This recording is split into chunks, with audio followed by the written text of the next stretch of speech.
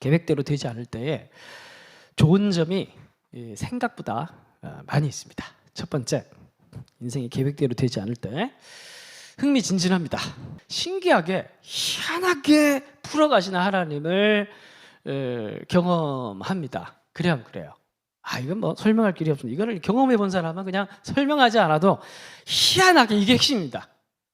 이게 핵심이에요. 희한하게 이렇게 이거 안 풀리는 건데 희한하게 또 그렇게 풀어가시는 하나님을 저도 많이 경험한 것 같아요. 그러면서 이제 내일 모레면 50을 앞두고 있는 이렇게 얘기하니까 좀 씁쓸하기도. 어쨌든 이제 이 정도 되니까 나이가 좀 이제 들면서 여러 우여곡절을 많이 겪으면서 목회도 한 20몇 년 하고 아직 멀었지만 이 정도니까 이제는 조금 담대함이 있는 것 같아요. 웬만한 일 아니면 크게 놀라지는 않습니다. 이제는 이제 오히려 그런 일이 생기면 약간 이제 계획대로 안 되네? 무슨 일을 준비하시지? 뭐 이렇게 우리 개구장의 하나님 뭐 이렇게 오늘도 완전히 새로운 뭔가를 또 하나님이 또 이런 기대들이 있어요. 진짜 이제는 좀 그런 기대들이 있습니다. 물론 이제 한편으로 스트레스 받지만 그거는 이제 어쩔 수 없는 생리적인 현상이고 또 한편으로는 기대가 동시에 또 되기도 합니다. 표정을 보니까 다 자기 힘대로 살아오신 것 같아요. 제발 드리세요, 다들. 그런데 우리가 정말 계획대로 되지 않을 때 정말 인생이 흥미진진해진다라는 부분이 신앙적 관점에서 어떤 의미인지 여러분들이 아마 다 공감을 하실 겁니다. 두 번째, 계획대로 되지 않을 때 좋은 점. 두 번째, 눈에 보이지 않는 하나님의 살아계심을 느낄 수 있습니다. 물론 이제 계획대로 돼도 하나님의 살아계심을 느낄 수는 있지만 경험상 계획대로 안 될 때 훨씬 더 많이 느꼈던 것 같습니다. 캠벨이라는 학자가 이렇게 얘기를 했습니다. 계획대로 안 되는 순간은 끝이 아니라 새로운 소명의 시작이다. 이런 얘기를 멋있게 했습니다.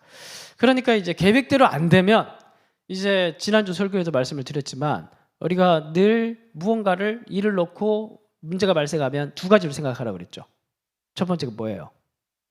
이게 맡겨야 될 일인지 생각하라. 그렇죠? 맡겨야 될 일이면 그 결과에 대해서는 연연히 하지 마라. 두 번째, 맡겨야 될 일이 아니라 이 일은 내가 해야 될 일이다. 그러니까 맡겨진 일일 경우는 어떻게? 열심히 하면 되는 거예요. 그러면 결과까지 책임을 지시는 거예요. 그렇게 연결이 되는 겁니다. 사실 계획대로 안 된다라는 것은 사실 맡겨야 되는 일인 거죠. 맡겨야 되는 거고 지금 당장 내 힘으로 안 되는데 연약함이 나의 부실함이 여실히 드러나는 그런 순간이기 때문에 이제 맡겨보는 거예요. 그러면은 전혀 희한한 방법으로 인도하시는 하나님을 결과적으로 경험하게 되면서 우리는 오히려 놀랍게도 역설적으로 계획대로 되지 않을 때 눈에 보이지 않는 하나님을 살아계심을 더 선명하게 느낄 때가 경험할 때가 많습니다. 그게 이제 계획대로 되지 않을 때 좋은 점. 두 번째. 세 번째는 믿음이 자랍니다. 계획대로 되지 않을 때. 계획대로 되지 않을 때 믿음이 자랍니다. 여러분 요즘 우리 믿음의 모델을 보고 있죠? 누굽니까? 아브라함. 12장부터 22장까지 가는데 총 12편 계획을 했는데 이제 딱 전반전 끝났습니다. 6편 지났는데 저도 이전에 아브라함에 대한 본문을 많이 봤어요. 많이 봤는데 또 보니까 참 새로워서 너무 신기한 것 같아요. 예전에 못 봤던 게 보여가지고 너무 재미있습니다. 특별히 저는 12장에 애굽에서 있었던 사건이 아브라함에게 이렇게 큰 영향을 미쳤나? 이런 생각들을 많이 하게 됐었습니다. 이번에 이제 내러티브의 흐름을 보면 애굽 사건이 아브라함에게는 큰 영향을 미쳤습니다. 그래서 이제 아브라함에게 애굽에 있었던 사건이 그거잖아요. 이제 가나안 땅에 약속의 땅에 기근이 들었는데 기근이 들었으면 이제 잘 버티면 되지만 자기는 어떻게 계획을 세웁니까? 잠시 피해야겠다. 그죠? 계획을 세운 거잖아요. 그죠? 잠시 피했다가 돌아와야겠다. 거류하겠다라는 표현이 나오는데 잠깐 갔다 돌아온다는 말인 거예요. 완벽한 계획이죠. 나는 잠깐 가는 것이지 영원히 가는 것은 아니다. 약속의 땅을 떠나는 게 아니야. 이건 자기의 계획인 거예요. 갔어요. 갔는데 또 한 가지의 두려움이 있죠. 뭡니까? 자기 와이프가 너무 예뻐. 사실 확인은 천국 가서 해봐야겠지만, 그래서 아브라함 생각에 이제 사라는 호연 사람이었고 이제 이집트는 아프리카 쪽이니까 좀 새로운 이방인이니까 그래서 눈에 띌 거 아닙니까? 두려움이 있었어요. 계획을 세웠지. 무슨 계획을 세웠습니까? 누이를 하라. 누이라고 하면 그러면 날 죽이진 않겠네. 이렇게 딱 자기중심적인 생각을 한 거예요. 그런데 막상 가보니 결과가 어떻게 나왔어요? 누이니까 넌 상관없네. 데려간 거예요. 누이니까 해결이 되는 게 아니라 누이니까 신부값 주고 데려간 거예요.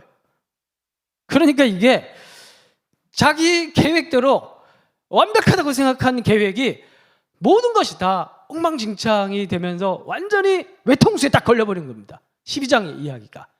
그런데 그 외통수에 딱 걸렸을 때 그 모든 걸 기가 막히고 희한한 방법으로 풀어가지고 다시 약속에 되돌려 놓잖아요.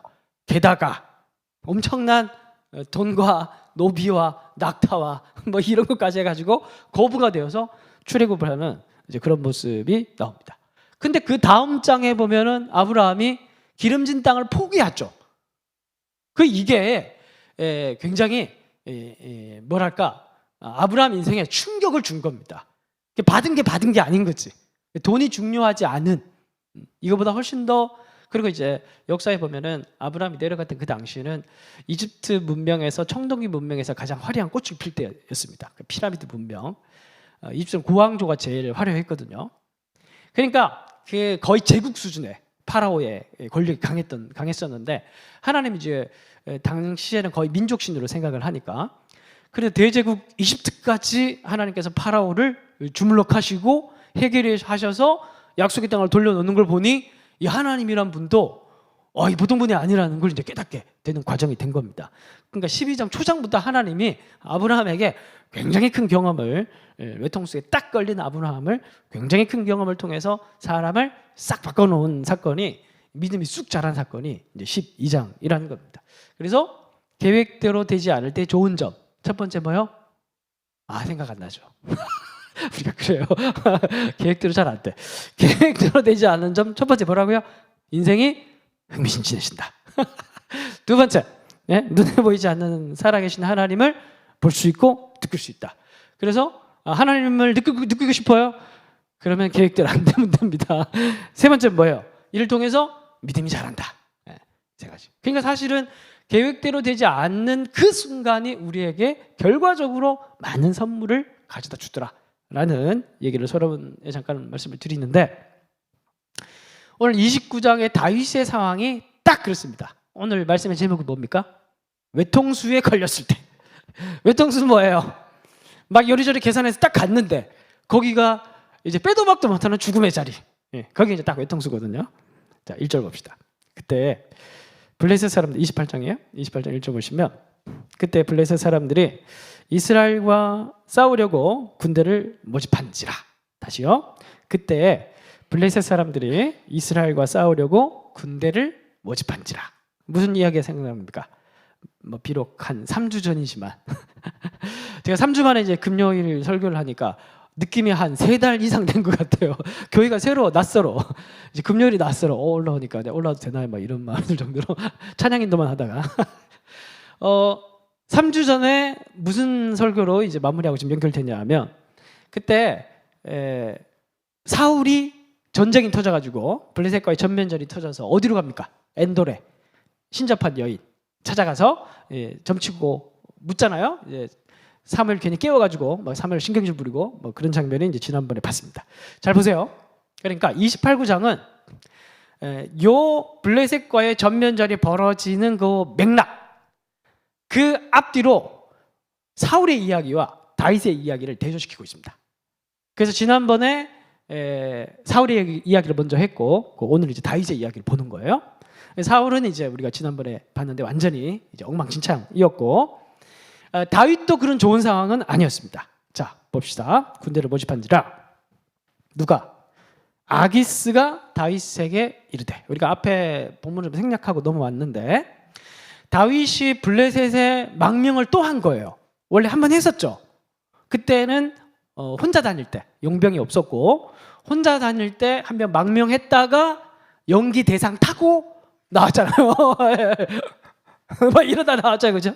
그러다가 그때도 이제 막 장깨 부렸다가 막 얻어 걸려가지고 죽을 뻔했다가 이제 막 탈출했는데 이번에는 좀 약간 다른 맥락이 좀 달라요. 이제 시간이 좀 지났고 이번에는 다윗이 600명의 자기의 휘하의 군사들과 함께 용병으로 들어간 겁니다. 용병으로 들어간 상황이고 근데 이제 중요한 건 뭐냐면 지금 다윗이 또 계속 몰렸습니다. 계속 몰리는 상황이었고 중요한 건 앞에 이야기를 쭉 보면 다윗이 사울을 몇 번 죽일 수 있었습니까? 2번이었죠. 2번. 그러니까 성경에서 2번 반복해서 비슷한 얘기를 반복하고 있는 이유가 있어요. 그건 뭐냐 하면 다윗이 할 수만 있으면 사울을 죽일 수 있었다는 거예요. 그런데 죽이지 않았죠. 그게 핵심인데 그 왜 죽이지 않았습니까? 착해서 그런 건 아니에요. 착한 척 하지 마세요. 다윗이 왜 안 죽였을까요? 이 이유를 아는 게 굉장히 중요합니다. 첫 번째, 언약 때문에. 누구와의 언약입니까? 요나단과의 언약. 그 다음에 이제 2번 풀어주면서 사울과의 언약을 다시 맺습니다. 하나님의 이름을 걸고 맹세를 하는데 뭐냐 하면 자기 칼로 사울 가문의 사람들을 해치지 않겠다. 이제 그 언약을 맺습니다. 2번째 이유가 있어요. 이건 좀 실제적인 이유입니다. 2번째 이유는 뭘까요? 저번 설교 때 한 번씩 흘려가면서 제가 말씀을 드렸습니다. 정치적 상황. 그러니까 고대 사회에서는 왕족, 그 군주제가 혈통 중심으로 내려오죠. 그런데 원래 그 관습에 따르자면은 요나단이 왕이 돼야 되는데 다윗이 왕이 된다는 것은 뭐냐면 쿠데타거든요. 그러니까 쿠데타로 왕이 되면 그 뒤부터 그 정권은 계속 쿠데타가 벌어집니다. 그게 북이스라엘 왕조예요. 근데 다윗 왕조는 어때요? 성경을 여행하다 다 뭐 한 번씩 보셨잖아요, 그죠? 성경을 여행하다 보면 북 왕조는 다 쿠데타가 일어나는데 남 왕조는 아마 누구냐? 이름 뭐죠? 여자 아달랴 빼고는 전부 다 다윗의 자손입니다. 쿠데타가 일어난 적이 한 번도 없어요. 그게 뭐냐면 이게 정통성이 그렇게 중요한 겁니다. 그러니까 다윗은 어쨌든지 간에 하나님의 인정과 능력으로 모든 사람들이 이건 하나님이 다윗을 세운 것이다 라고 인정할 수밖에 없는 상황이 돼야 돼. 이해가 되세요? 그래야 그 뒤부터 정치적인 안정이 평탄하게 가는 겁니다. 그렇지 않고 자기의 칼로 직접적이든 간접적이든 사울을 죽였다는 그런 목소리가 있으면 평탄하게 갈 수가 없어요. 정치적으로. 그래서 이런 정치적인 이유와 언약에 대한 이유 2가지 때문에 사실 다윗은 사울을 죽일 수가 없었습니다. 그러면 그래서 뭐 이제 2번 풀어주고 난 이후에 그 다음에 사울이 잘 이렇게 서로 뭐 풀어서 고맙다 이러고 이제 내가 다시는 너 쫓지 않을게라고 얘기하고 난 이후에 사울이 어떻게 합니까? 안 쫓습니까? 계속 쫓습니까? 다음 날 아침 다시 쫓아요. 그 얘가 정신 나갔거든. 귀신 들렸잖아요. 그러니까 이제 전날은 막 울고 그래 미안하다 고맙다 그래놓고 그 다음날 쫓으러 가요. 이게 이제 사울의 인생이거든요. 그러면 이제 다윗의 선택은 뭐밖에 없는 겁니까? 왜냐하면 죽일 수 없어요. 그거는 2번이나 판명이 났어. 그런데 계속 왕은 쫓아다녀. 그럼 뭐밖에 없는 거예요. 그러면 가는 수밖에 없는, 타국으로 가는 수밖에 없는. 그래서 블레셋으로 망명을 한 겁니다. 이것도 이제 다윗의 계획인 거죠. 블레셋은 이제 적국이니까 사울의 손이 닿지 않으니까 그렇게 계획을 해서 이제 블레셋에 간 거예요. 가서 이제 뭐 하는 겁니까? 사울이 죽을 때까지 기다리는 거예요. 누가 사울을 처리할 때까지. 하나님이 하나님의 때에 사울을 처리할 때까지 자기가 스스로 자기의 칼을 사울의 가문에 대지 않고 하나님이 하시도록 기다리기 위해서 블레셋에 간 겁니다. 근데 우리들 인생처럼 되는 게 하나도 없어요. 죄송합니다. 저의 인생처럼이라고 정정할게요. 계획대로 되는 게 하나도 없어요. 예? 그래서 참 이게 재밌어요. 저는 언젠가부터 해서 저는 이제 제의거든요. 제의가 세다 보니까 어렸을 때부터 계획이란 걸 철저히 한 사람입니다. 그러니까 어느 날가에서부터 해서 저는 인생 계획을 2년 이상은 안 세우기 시작했어요. 1년 정도는 세웁니다. 1년 정도 늘 이제 저희 홈페이지 들어오면 6개월 정도는 늘 계획이 있죠. 근데 그 뒤부터 몰라요. 묻지 마세요. 어떻게 될지 몰라. 계획 없어질 수도 있어. 뭐 그건 아닌데 아무도 몰라. 모르죠. 아무도 몰라요. 인생도 모르고. 진짜 그런 것 같지 않아요? 어때요 여러분? 할렐루야. 그런 것 같죠? 인생이 정말 진짜 돌아오면 신기해요. 계획대로 되는 게 하나도 없어요. 놀랍습니다. 보세요. 너는 아기스가 이렇게 얘기해요. 너는 밝게 하라. 자 보세요. 28장 여전히 1절입니다. 너와 내 사람들이 나와 함께 나가서 군대에 참가할 것이니라. 다윗의 입장에 생각해 보세요. 너는 나와 함께 가서 군대에 참가할 것이니라. 600명의 용사들과 함께 용병으로 들어왔다고 했죠. 만약에 개인으로 왔으면 아마 이런 얘기는 안 했을 것 같아요. 근데 600명의 용사들과 함께 지금 있으니까 지금 아기스는 뭔가 중요한 테스트를 하려고 하는 겁니다. 2절이에요.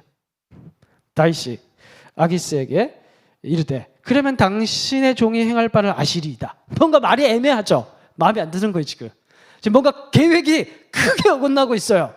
크게 어긋나고 있어요. 아기스가 다윗에게 이르되 다윗이 애매하게 대답하니까 그러면 이게 아주 중요해요. 내가 너를 영원히 내 머리 지키는 자를 삼으리라. 무슨 말일까요? 네가 이 전쟁에 참가하면 너의 진정성을 내가 인정할게. 그 말인 거예요. 그러니까 이 29장을 보면 아기스가 블레셋 장군들을 두령들을 설득하면서 다윗을 굉장히 칭찬하는 장면이 나옵니다. 3번이나. 굉장히 이 사람 착하고 선하고 막 이렇게 칭찬하는 장면입니다. 사실 그건 레토릭으로 봐야지 진짜로 아기스가 100% 다윗을 신뢰했다고 볼 수는 없습니다. 그러면 멍청한 사람이죠. 아기스는 정치 구단입니다. 제가 봤을 때 이 본문을 연구를 해보니 아기스는 굉장히 정치적으로 뛰어난 사람이에요. 그러니까 계산을 했을 때 블레셋 당시 5도시가 있었고 5도시가 이제 연합체였습니다. 거기에 대표 역할을 하는 게 아기스였고, 아기스는 정치적으로 되게 뛰어난 사람이었는데 이 다윗을 데리고 전쟁에 참가하면 다윗은 다리를 불태우는 거예요. 이스라엘로 돌아갈 수가 없는 거예요. 요즘 우리 정치인들도 옛날에 이제 슬픈 역사가 있기 때문에 친일한 선조가 친일을 했다 그러더라도 그게 꼬리표처럼 붙으면은 계속 문제가 됐죠. 근데 다윗이 이스라엘의 원수인 나라인 블레셋과 함께 이스라엘을 전쟁에 참여해서 쳤다. 그러면 그 사람은 왕이 못 되는 겁니다. 이해가 되시죠? 그러니까 이 말이 무슨 말이냐 하면 너의 다리를 불태우라는 거예요. 네가 600명을 데리고 이번에 전쟁에 참여하면 인정해 줄게. 너의 진정성을, 너의 망명을 100% 인정을 해줄게. 이렇게 얘기를 하는 겁니다. 그런데 다윗은 이걸 거절할 수가 있어 없어요? 여기서 거절하면 어떻게 되는 거예요? 그러면 뭐가 되는 거예요? 그럼 자기가 망명하게 거짓말이었던 거예요. 그러면 그 자리에서 어떻게 될지는 아무도 모르는 거예요. 지금 이게 협박입니다. 협박. 그러니까 뭐예요? 외통수에 딱 걸린 거예요. 지금 외통수에 딱 걸린 거예요. 외통수에. 진짜 다윗이 속으로 욕했을 겁니다. 아마. 와, 내가 피해서 여기까지 왔는데. 전쟁에 참가하며 간접적으로라도 사울의 가문에 칼을 댄 거거든요. 언약도 꿰죠. 그리고 그 다음에 왕이 될 수가 없어요. 정말 인생 꼬이는 겁니다. 그 시간을 참으면서 블레셋까지 왔는데 결국 돌아서 이럴 것 같으면은 그 전에 사울을 죽였지. 뭐하러 여기까지 와가지고 이 고생을 하면서 시간 버리면서 내가 이러고 있었나. 자괴감 들고 종교를 바꿀까 이런 생각 들고 막 오만 생각이 다 들지 않겠습니까?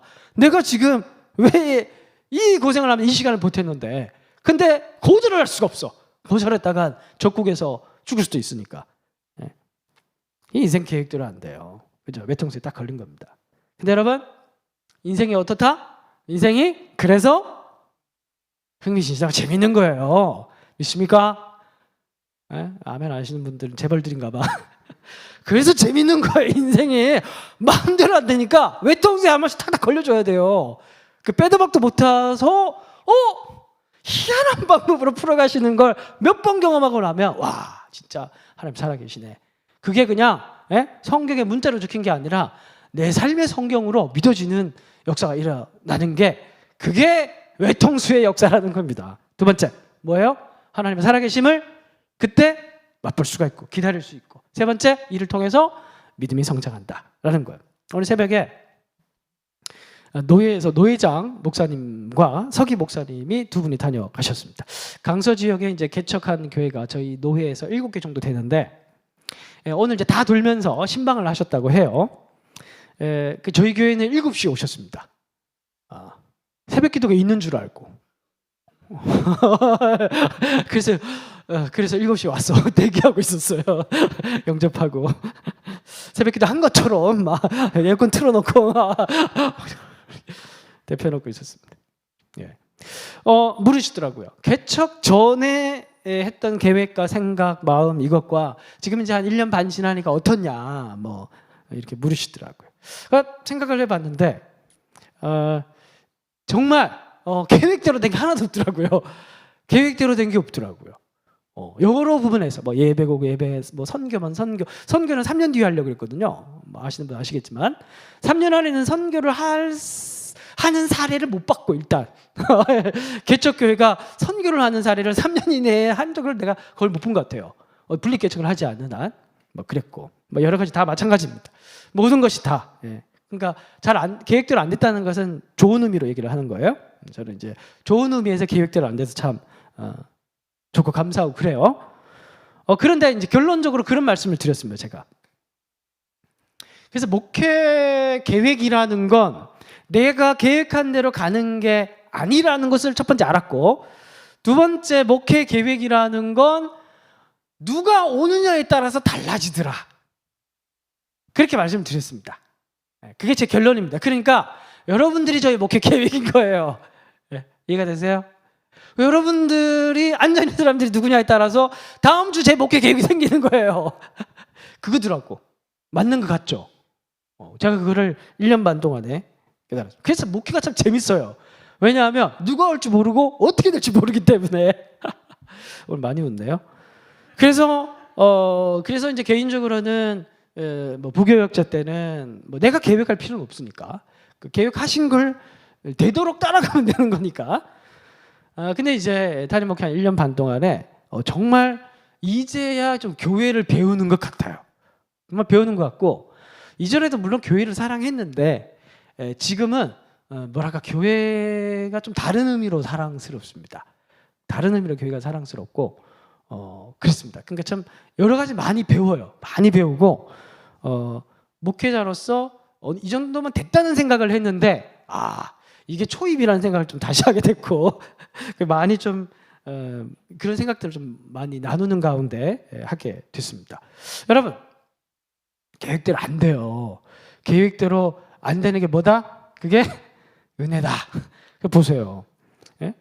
이 외통수에 딱 걸린 다윗을 어떻게 기가 막힌 방법으로 피해가게 하시는지가 이제 29장인데 1절. 블레셋 사람들은 그들의 모든 군대를 아벡에 모았고 이스라엘 사람들이 이스라엘에 있는 생겨진을 쳤고 블레셋 사람들의 수령들은 수백 명에서 수천 명씩 인수하여 나가고, 그때 누가 나와요? 다윗과 그의 사람들은 아기스와 함께 그 뒤에 나아가더니 이제 멱살 캐리 잡혀서 이제 따라가고 있는 겁니다. 저 뒤에 이렇게 나와가지고 가고 있는 겁니다. 근데 전혀 엉뚱한 데서 희한한 사람들이 희한한 방법으로 다윗을 도와줍니다. 3절. 블레셋 사람들의 방백들이 돼 이 히브리 사람들, 이게 누추하게 부르는 표현입니다. 무엇을 하려느냐 하니 아기스가 블레셋 사람들의 방백들에게 이르되 이는 이스라엘 왕 사울의 신하 다윗이 아니냐. 그가 나와 함께 있은지 여러 날 여러 해로되 그가 망명을 온 날부터 오늘까지 내가 그의 허물을 보지 못하였다. 지금 뭔가 논쟁이 벌어지고 있는 겁니다. 쟤들 뭐냐? 그러니까 몰라서 묻는 게 아니에요. 지금 이스라엘 사람과 전쟁 벌이고 있는데 왜 이스라엘 사람들 데리고 왔냐? 이렇게 얘기하니까 아기스는 뭐예요? 지금 다른 정치적 수가 있죠.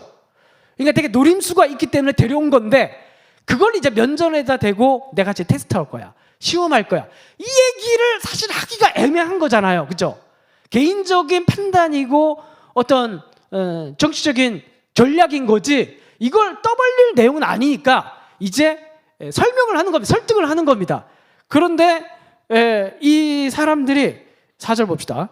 이렇게 막 서로 옥신각신 하다가 4절에 보니까 이 멍청한 것들이 이렇게 얘기합니다. 블레셋 사람들 방백들이 그에게 노한지라. 쓸데없이 많이 오는데요. 노한지라. 아기스가 얼마나 속 터졌을까. 내가 그 생각이 들어가지고 지금 이제 자기 노림수가 완전 따로 있는데 얘기할 수도 없고 무식한 것들이 예, 힘만 세가지고 아주 뭐 이제 장수들이니까 어이죠 뭐. 그리고 드디어 하는 얘기가 뭐냐면 틀린 말도 안 해요. 불쌍한데 그에게 이 사람들 돌려보내어 왕이 그에게 정한 그 처소로 가게 하소서. 그는 우리와 함께 싸움에 내려가지 못합니다. 그가 전쟁에서 우리의 대적이 될까 하나이다. 왜냐하면 그가 무엇으로 그 주와, 그는 사울이에요, 다시 화합하리까. 우리 머리 아닙니까? 뒤에서 우리 머리 베가지고 그대로 사울 왕이 갖다 주면 그러면 이 사람 신분도 회복될 거고 그리고 평화롭게 될 수 있는 가능성이 있을 거 아니냐. 근데 아기스는 그게 아니라는 거 알고 있고 이 사람은 잘 모르니까. 그러니까 이제 아기스는 속도 모르고 아기스 속도 모르고 지금 이렇게 얘기를 하니까 이제 아기스가 엄청 열받았겠죠. 자, 중요한 건 뭐냐 하면 6절입니다. 성경 저자가 그때 그 사람들은 그 말을 하고 그 우리의 뭐 원수든지 뭐 친한 사람이든지 친척이든지 친구든지 누구든지 간에 하나님께서 우리의 문제들을 풀어 가실 때 그건 전혀 예상치 못한 어디서 튀어나올지 모르는 그런 방법으로 이끌어 가시는데 그거는 다 지나고 난 뒤에 쭉 결과들을 보면 그 흐름들을 보면 그 배후에서 역사하시는 어떤 하나님의 도우심과 힘을 우리는 신앙의 눈으로 보면 볼 수 있다라는 걸 6절 아기스가 다윗을 불러 그에게 이르되 여호와께서 살아계심을 두고 맹세하노니 9절 아기스가 다윗을 옆에 이르되 내가 내 복전에 여호와의 전령같이 선한 것을 내가 아나. 그러니까 이거는 단순히 아기스의 레토릭에 불과한 표현처럼 보이지만 성경 저자가 이 표현들을 굳이 이렇게 삽입한 이방인의 입술에서 하나님을 고백하게 한 이유는 뭐냐 하면 아기스의 배후에 이 블레셋 사람들의 배후에 하나님이 계시다는 것을 간접적으로 독자들에게 알라고 보여주고 있는 겁니다. 그러니까 다윗이 그 순간 전율을 느끼지 않겠습니까? 그래야 안 그래요? 완전 지금 외통수에 걸려서 죽을 뻔했거든요. 전장까지 따라왔다니까 지금. 그 완전히 지금 인생에 지금 그동안 공든탑이 다 자기의 계획대로 이제 조금만 더 버티면 하나님께서 사울을 죽여서 나를 어떻게 세워주시게 하고 있는데 이 공든탑이 무너지게 생겼는데 지금 이제 자기들끼리 막 지지고 볶고 논쟁하고 싸우고 화내고 막 이러더니만 아기스가 이제 시무룩한 얼굴로 와서 돌아가라 이렇게 얘기를 하니까 8절 보세요. 이제 막 다윗이 다시 연기 대상. 다윗이 아기스에게 이르되 내가 무엇을 하였나이까? 내가 당신 앞에 오늘까지 있는 동안 당신의 종에게서 무엇을 보셨기에 내가 가서 내 주 왕의 원수와 싸우지 못하게 하신나이까? 킥킥킥. 그러고 있는 거예요 지금. 오늘 뭐 뭔가 구슬 막 이러고 지금 연기 대상, 두 번째 연기, 지금 연기를 펼치고 있는 거예요. 근데 이렇게 얘기하면서 얼굴은 심각한데 입꼬리가 한쪽 올라가 있는 약간 이제 그런 상황인 겁니다. 여러분 진짜 하나님이 이렇게 희한한 방법으로 끌고 가시는 게 예측을 할 수가 없어요. 근데 여러분 오늘 본문이 진짜 놀라운 게 뭔지 아십니까? 이걸로 끝이 아니에요. 여러분 보세요. 사람이 보통 이제 부자가 되고 성공하기 위해서는 보통 딱 한 수만 더 내다보면 한다고 합니다. 딱 한 수. 그럼 보통 우리는 뭐 한 세 수, 네 수 보면은 뭐 성공할 수 있다고 생각하잖아요. 아니에요. 딱 한 수만 더 앞에 내다보고 한 발자국만 더 하면, 그러니까 예를 들면 이런 겁니다. 뭐 지금 이제 여기 1층에 무슨 뽑기 있잖아. 뽑기. 이제 이거 약간 환불 가려고 하잖아. 남들 다 할 때 뛰어들어 이거 만들면 그때부터 이제 권리금 주고 망하고 이제 거지 되는 겁니다. 근데 이제 한 수 더 보는 사람은 이제 빠르게 딱 해서 털어먹고 딱 지나가고 권리금 받고 이제 튀는 겁니다. 이런 거예요. 한 수. 그게 인간 세상에서도 굉장히 중요한 성공의 포인트라고 봐요.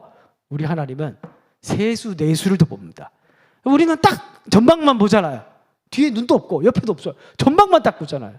우리 하나님은 동서남북 다 보시면서 지금 나는 투덜투덜하면서 광야길을 걸어가고 있지만 하나님은 내 지금 눈에 앞에 보이진 않지만 500m 앞에 있는 오아시스도 준비하고 계시고 저기서 나를 낙타를 타고 도우러 오는 어떤 사람도 준비해 놓고 있고 그 동선들을 나는 잘 모르지만 어떻게 맞아가지고 기가 막힌 방법으로 그때의 그 사람을 그 방법으로 그 길을 보세요. 자 보십시다. 어딜 보냐면 30장 1, 2절 봅시다. 30장 1, 2절. 그래서 막 신나게 시글락으로 자기 본 본토로 이제 돌아와요. 자기 이제 그걸로 돌아옵니다. 1절 다윗과 그의 사람들이 사흘 만에 시글락에 이른 때에 아멜렉 사람들이 이미 네게브와 시글락을 침노하였는데, 원래 약탈로 유명한 애들입니다. 애들이 그들이 시글락을 쳐서 불사르고 거기에 있는 젊거나 늙은 여인들은 한 사람도 죽이지 않고 다 사로잡아 끌고 자기 길을 갔더라. 이야, 남의 일이니까 별로 여러분들 뭐 신경 안 쓰고 있는데, 여러분 그러니까 다윗이 앞에서는 아기스의 얘기를 듣고 전율이 흘렀다면은, 지금 여기서는 그래서 막 신나게 해서 딱 돌아왔는데 불타고 가족들 600명 용병 같이 있다 그랬죠. 자기 가족 집단, 자기를 따르는 사람들, 이 사람들 가족들까지 싹 다 사로잡았어요. 그리고 쫓아갈 수 있는 거리로 갔어요. 쫓아가서 다 데리고 왔습니다. 만약에 그 전장에 그대로 끌려갔다면 어떻게 됐을까요? 그대로 끌려갔다면 왕이 되는 문제가, 그게 문제가 아닌 거예요. 인생 끝났습니다. 가족도 멋있고 싹 다 잃었습니다. 완전히 인생 끝났습니다. 앞에서는 그냥 이제 전율이 흘렀다며, 이제 시글락에 돌아와서는 등골이 머리에서부터 끝까지 서잘한 겁니다. 그리고 막상 추격할 거리가 되니까 가서 다 데리고 온 겁니다. 여러분, 하나님이 하시는 일이 이렇게 세수네수를 앞서 보시면서 다 맞춰가시면서 우리를 인도해 가신다는 거예요. 믿음이란 무엇이냐? 믿음이란 무엇이냐? 하나님이 보고 계신다는 것을 믿고 그분께 지금 나의 당장의 선택을 내어드리는 것이 아닐까, 그런 생각을 해봅니다. 계획대로 되지 않더라도 너무 실망하지 마십시오. 이게 어떤 기회다? 첫 번째, 흥미진진하다. 두 번째, 하나님의 살아계심을 더욱 느낄 수 있다. 세 번째, 생각 안 나서 묻는 거예요. 세 번째, 믿음이 성장한다.